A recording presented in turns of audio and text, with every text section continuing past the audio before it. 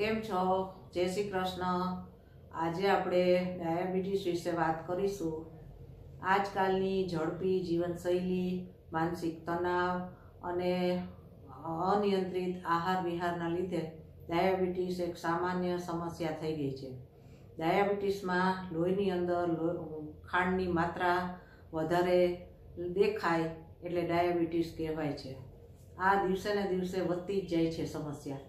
હવે ડાયાબિટીસમાં ઇન્સ્યુલિન એ આપણા શરીરની અંદર ખોરાકમાં લીધેલી ખાંડ એને ગ્લુકોઝમાં રૂપાંતર કરી અને એને શરીરમાં લોહી મારફતે પહોંચાડે છે અને આ દરેકના શરીરના અંગોને શક્તિ મળે છે। પરંતુ જ્યારે ડાયાબિટીસ થયો હોય છે ત્યારે ઇન્સ્યુલિન ઓછું બને અથવા તો બનતું નથી।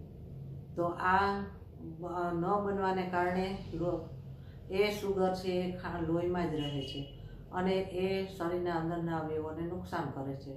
તો ડાયાબિટીસમાં આ શુગરની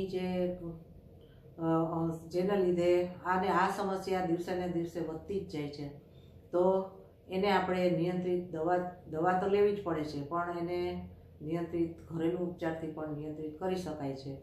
તો ઘરેલું ઉપચારથી નિયંત્રિત કરવા માટે રોજ આપણે શારીરિક શ્રમ કરવો, સવાર સાંજ રોજ અડધો કલાક વ્યાયામ કરવો એ અનિવાર્ય છે। સવાર સાંજ ચાલવાનું રાખવું, એ ઉપરાંત સુગર ઓછી હોય એવા પદાર્થો ખાવા, યોગ પ્રાણાયામ ને કસરત કરવી, એના લીધે લોહીમાં રહેલી સુગર એ ઘટે છે અને ડાયાબિટીસની સમસ્યા ઓછી થાય છે। આ ઉપરાંત સમય પ્રમાણે સમયસર અનાજ, ફળો, શાકભાજી ને ઓછી ખાંડવાળા પદાર્થો લેવાથી પણ લોહીમાં ખાંડનું પ્રમાણ ઘટે છે અને ડાયાબિટીસ કંટ્રોલ રહે છે। ડાયાબિટીસના લક્ષણો કયા કયા છે?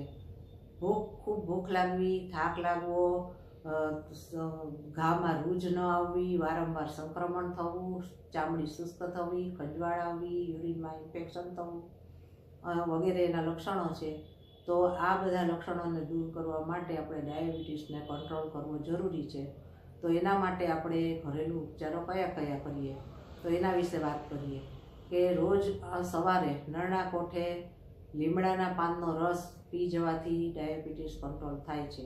રાત્રે મેથીને પલાળી સવારે એનું પાણી પી અને મેથીને ચાવી જવી, એના લીધે પણ ડાયાબિટીસ કંટ્રોલ થાય છે।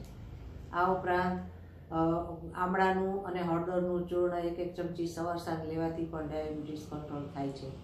હરડે, બહેડા, આમળા અને લીમડાની આંતરછાલ, મામેજવો અને જાંબુના ઠળિયા એનો ભૂકો કરી અને એને સવાર સાંજ 1-1 ચમચી લેવાથી પણ ડાયાબિટીસ કંટ્રોલ થાય છે।